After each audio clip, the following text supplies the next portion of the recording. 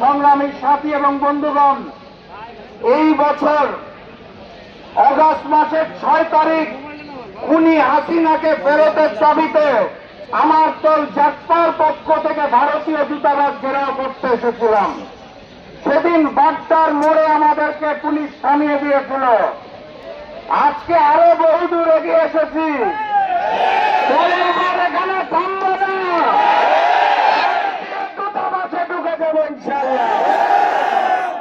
সর্বপ্রথম বলতে চাই, আমার দেশে থেকে, আমার দেশে খেয়ে, আমার দেশে জীবিকা নির্বাহ করা এইখানে উপস্থিত সকল মিডিয়াকে, সেদিন যাত্রার ঘেরাও কর্মসূচি ভারতীয় পত্রিকায় ছবি সহ নিউজ এসেছিল।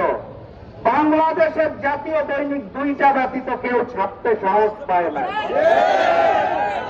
2টা ন্যাশনাল টেলিভিশন ছাড়া কেউ ফুটেজ দেখানোর সাহস পায় নাই।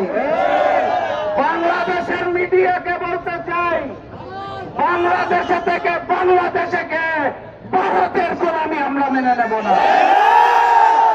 এরপর বলতে চাই বাংলাদেশের রাজনৈতিক দলগুলোকে, আপনারা মনে করেন ক্ষমতায় থাকতে হলে বোধহয় হিন্দুস্তানের বন্ধুত্ব প্রয়োজন। অগাস্ট মাসের 5 তারিখ ছাত্র জনতা প্রমাণ করে দিয়েছে এই বাংলাদেশে ভারতীয় আধিপত্যবাদ চলবে না, চলবে না। যারা নতুন করে নরেন্দ্র মোদী আর হিন্দুস্তানের সাথে বন্ধুত্ব করতে চাইছেন, সেই বড় দলকে বলতে চাই, নতুন চালে নেবেন না। চরিত্রবাদীতে ভারতীয় আধিপত্যবাদ চলবে না।